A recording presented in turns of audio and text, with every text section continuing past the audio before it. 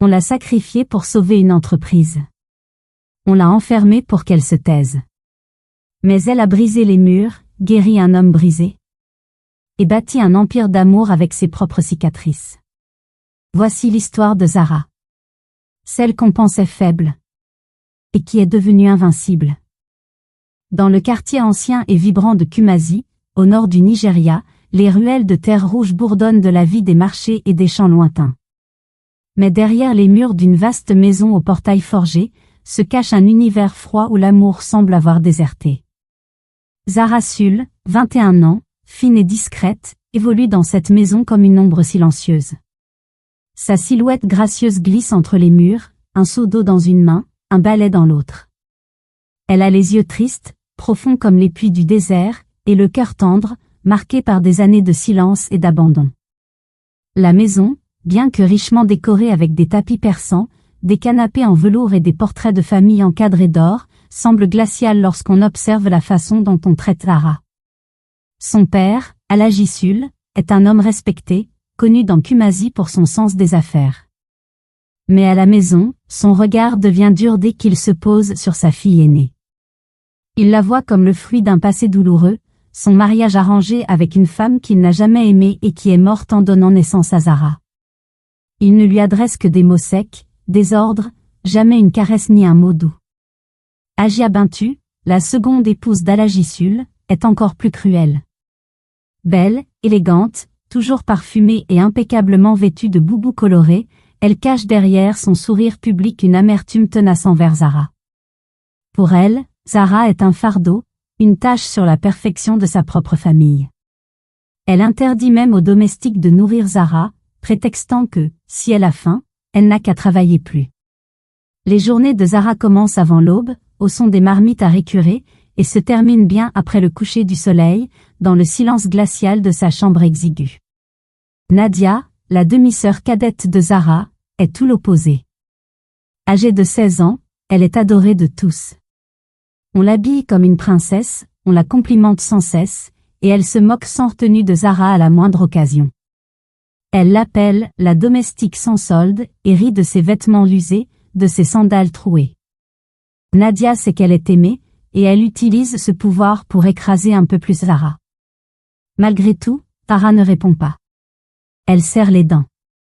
Elle se contente de faire le ménage, de cuisiner, de balayer la cour, de servir le thé à son père, et de pleurer en silence la nuit. Elle rêve d'une vie où quelqu'un lui dirait simplement « Tu comptes pour moi ». Mais les seules fois où elle entend son nom, c'est pour recevoir une critique, une insulte, un ordre. Dans le jardin derrière la maison, il y a un vieux manguier. C'est le seul endroit où Zara trouve un peu de paix. Elle s'y rend parfois en cachette après avoir tout nettoyé. Là, elle ferme les yeux, écoute le vent dans les feuilles et imagine une vie différente, une maison où l'on rit, où l'on aime, où elle pourrait exister. Mais dans la réalité, chaque jour recommence comme le précédent. Le poids de l'injustice l'écrase, mais une petite flamme en elle refuse de s'éteindre. Elle ne sait pas encore pourquoi, mais elle sent, au fond de son âme, que quelque chose va changer. Attends.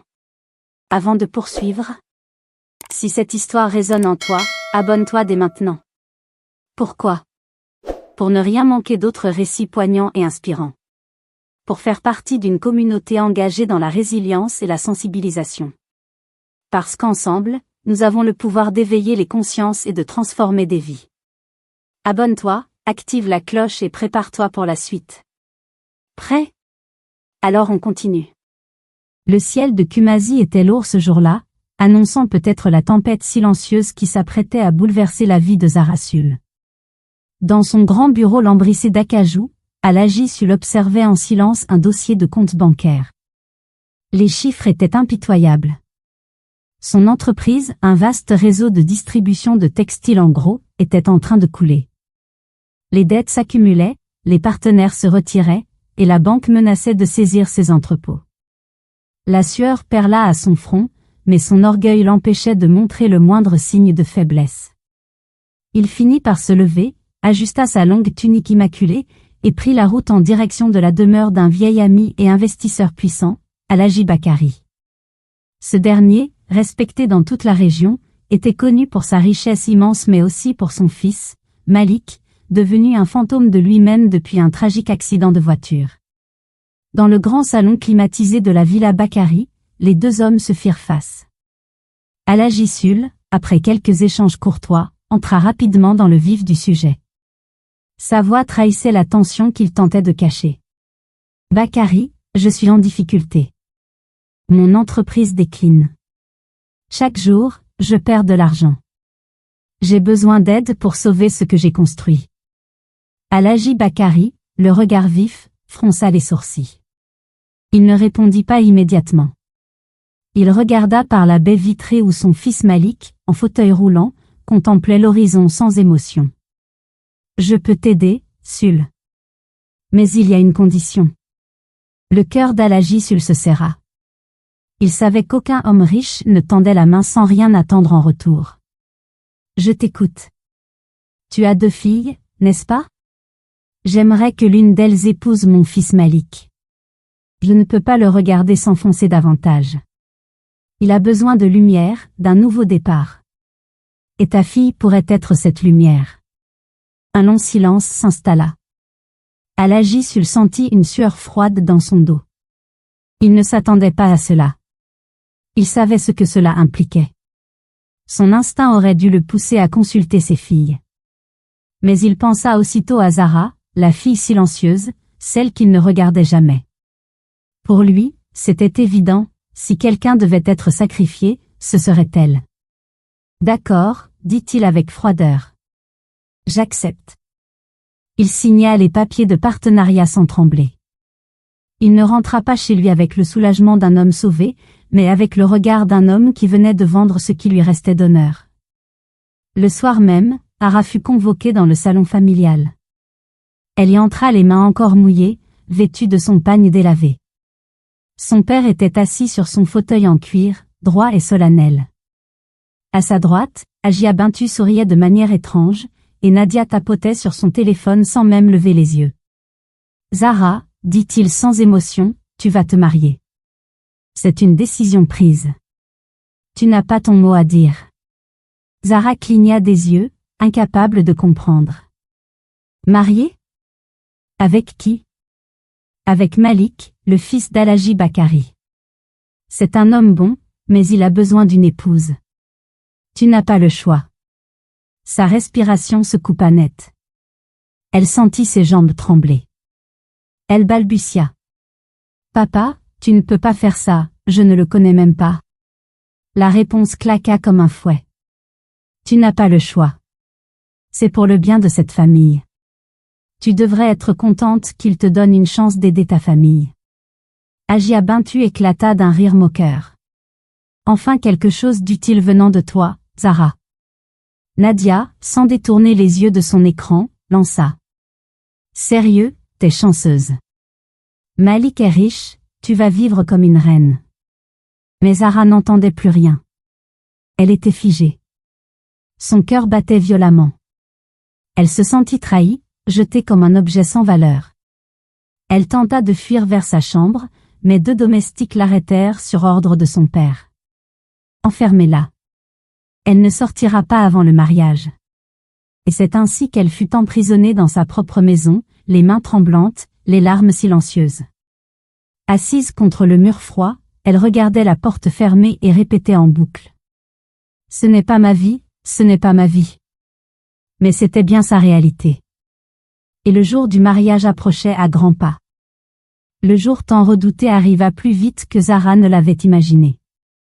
Dans la cour de la maison d'Alhaji Bakari, décorée de guirlandes d'hibiscus, de tissus aux motifs traditionnels et d'un tapis rouge déroulé jusqu'à l'entrée, les chants de fête résonnaient, masquant la tristesse d'une mariée brisée.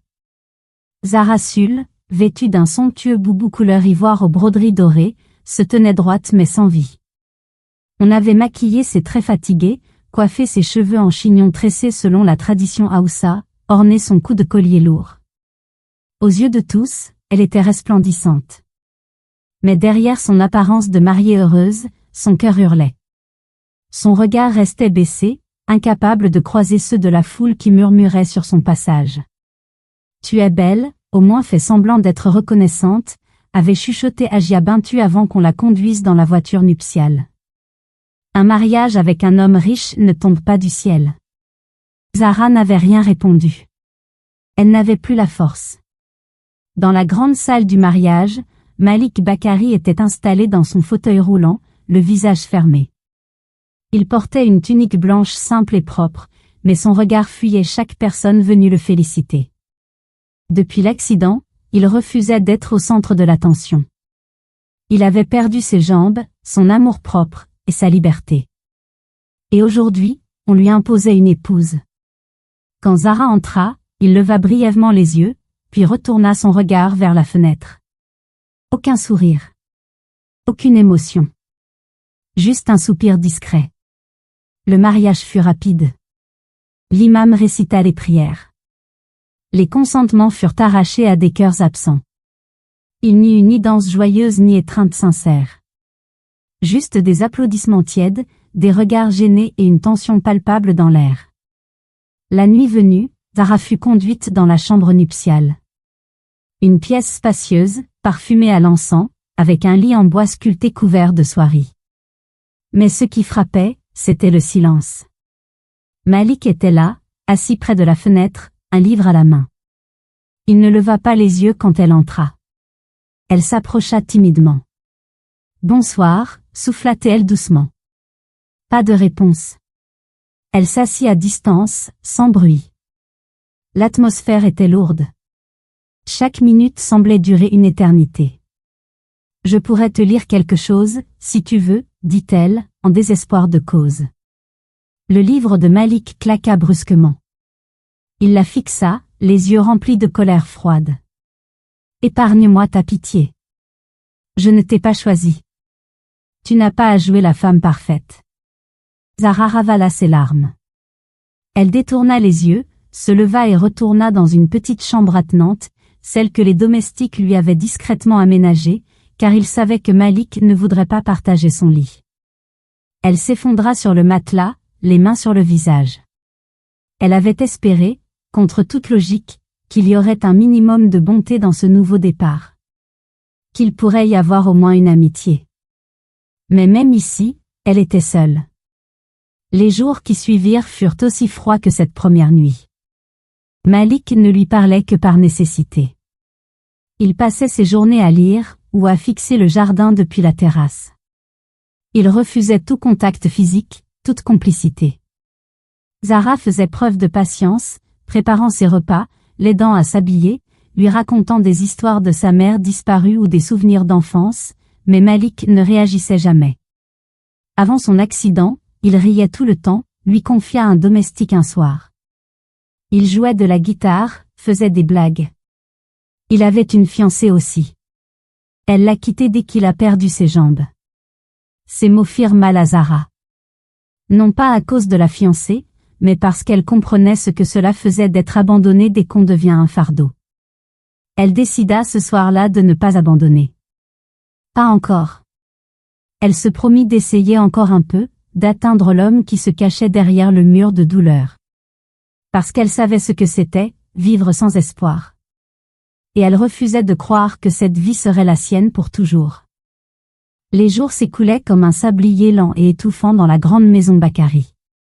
Le soleil se levait, la lumière dorée caressait les rideaux, mais l'intérieur restait plongé dans un silence pesant. Le mariage entre Zahra et Malik ressemblait à une pièce de théâtre sans dialogue, une cohabitation entre deux âmes perdues. Zahra s'était installée dans une petite chambre attenante à celle de Malik.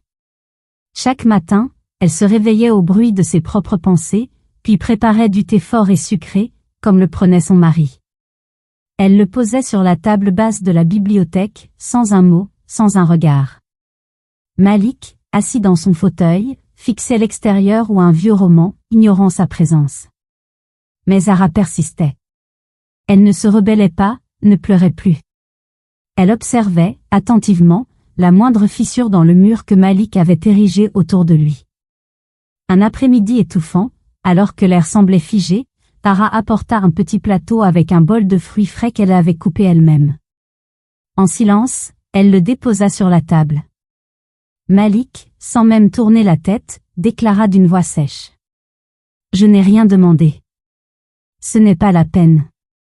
Elle répondit calmement, en regardant ses mains. Je sais. Mais je ne le fais pas par devoir. Ce fut tout. Elle sortit, lentement, en refermant la porte. Mais cette fois, Malik baissa les yeux vers les mangues fraîches. Et, sans qu'il ne sache pourquoi, il en prit une bouchée. Chaque geste de Zara était une tentative discrète de rapprochement.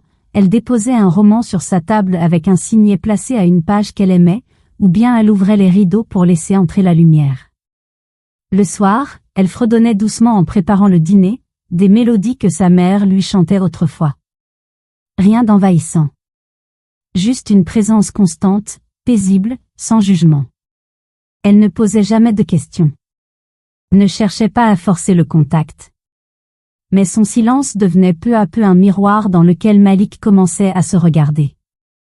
Un soir, alors qu'il pleuvait à verse sur Kumasi, Zara, assise seule dans la cuisine, se mit à pleurer en silence.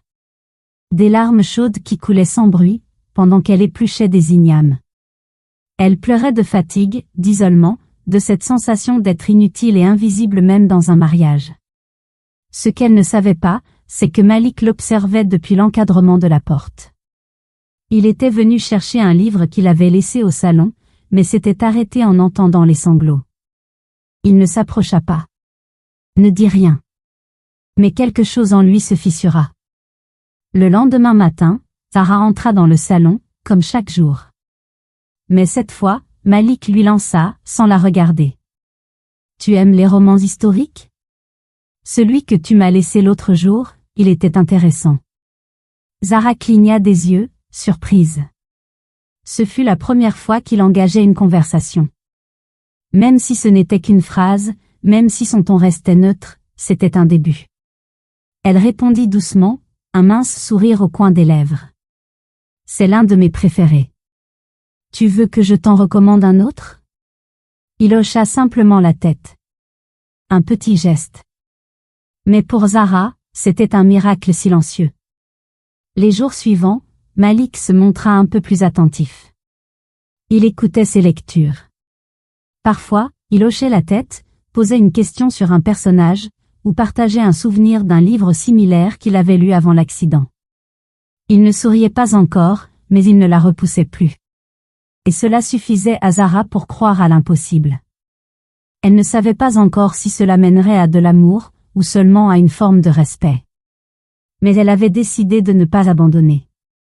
Parce que, pour la première fois, elle sentait que dans ce mariage sans amour, quelque chose petit, fragile commençait à naître entre eux. Attends. Avant de poursuivre, si cette histoire résonne en toi, abonne-toi dès maintenant. Pourquoi ? Pour ne rien manquer d'autres récits poignants et inspirants. Pour faire partie d'une communauté engagée dans la résilience et la sensibilisation. Parce qu'ensemble, nous avons le pouvoir d'éveiller les consciences et de transformer des vies. Abonne-toi, active la cloche et prépare-toi pour la suite. Prêt ? Alors on continue. La nuit était tombée sur Kumasi, enveloppant la maison Bakari d'un calme presque mystique. Au dehors, les feuilles du grand nîmes bruissaient doucement, caressées par le vent nocturne, tandis que dans la chambre de Zara, un orage silencieux faisait rage. Assise sur le rebord de son lit, Zara tenait un morceau de tissu qu'elle avait brodé durant la journée. Son nom y était cousu avec des fils dorés, simple tentative d'exister quelque part dans cette maison où elle restait, malgré tout, une étrangère. Mais ce soir-là, les murs semblaient plus serrés, l'air plus lourd. Et tout ce qu'elle avait réussi à contenir au fond d'elle-même depuis des semaines remonta brutalement. Ses sanglots, d'abord étouffés dans l'oreiller, devinrent un chagrin profond, nu, venu de l'enfant en elle, celle qui n'avait jamais été aimée. Elle pleura sa mère, son père, son enfance volée, sa solitude, son mariage imposé, ses espoirs brisés. Elle pleura comme on respire après avoir été retenu sous l'eau trop longtemps. Ce qu'elle ne savait pas, c'est que Malik, dans la pièce voisine, l'entendait. Il était assis dans son fauteuil, le regard perdu dans le jardin plongé dans l'obscurité, un livre ouvert sur les genoux. Mais il ne lisait plus depuis longtemps. Le son des pleurs, d'abord lointain, avait résonné en lui comme une corde tendue qu'on aurait brutalement pincée. Cela faisait des jours qu'il l'observait en secret. Son obstination, sa douceur malgré tout, son calme étrange, cette façon qu'elle avait de ne jamais répondre aux piques des domestiques, ni aux regards froids, elle existait avec une dignité silencieuse. Il avait été cruel, volontairement distant. Mais ce soir, quelque chose changea. Il quitta sa chambre, roula lentement jusqu'à la porte de Zara, hésita, la main tremblante sur la poignée. Il n'osa pas frapper. Il resta là, à écouter, le cœur serré, comme s'il voyait enfin la douleur derrière le masque. Puis, au lieu de retourner dans sa chambre, il fit un geste qu'il n'avait pas fait depuis des mois, il alla chercher un verre d'eau, en silence. Et le lendemain matin, il le posa devant la porte de Zara. Quand elle le découvrit, elle fut d'abord déconcertée. Un simple verre d'eau frais, posé avec soin. Un geste minuscule, mais un monde entier d'intention. Elle en resta figée quelques secondes, le cœur battant. C'était la première fois depuis leur union que quelqu'un pensait à elle dans cette maison. Plus tard, ce même jour, alors qu'elle préparait un plateau pour Malik, il la regarda entrer. Pas avec distance, ni indifférence, mais avec une attention nouvelle. Elle s'arrêta, surprise par ce regard. « Zara, tu n'as pas dormi, hier soir. » Ce n'était pas une question, mais une constatation. Et il y avait dans sa voix, de la douceur. Elle posa le plateau, tremblante, et murmura. « Je suis désolée si je t'ai dérangé. » Il secoua lentement la tête. « Tu n'as rien à te faire pardonner. C'est moi qui devrais m'excuser. » Zara cligna des yeux, émue. Elle voulait parler, mais ses lèvres restaient figées. Il la regarda droit dans les yeux, pour la première fois depuis le mariage. « Tu n'avais rien à faire ici, je le sais. Tu n'as rien choisi. Et pourtant, tu es là. Tu fais tout, pour rendre cette vie moins pénible. Je l'ai vu. Je n'étais pas prêt à l'accepter. » Il fit une pause, avant d'ajouter, plus bas. « Mais je le vois maintenant. » Ce soir-là, pour la première fois, ils partagèrent un repas ensemble. En silence d'abord. Puis, une conversation banale s'installa. Zara parla d'un livre qu'elle avait lu enfant, Malik lui demanda si elle aimait les chansons traditionnelles. Ils se découvrirent timidement, à tâtons, comme deux inconnus qui cherchent un chemin commun dans une nuit obscure. Et ce fut là, dans cette simplicité, que quelque chose de profond naquit, le respect. La reconnaissance. L'humanité. Ils ne s'aimaient pas encore. Mais ce soir-là, ils s'étaient enfin vus.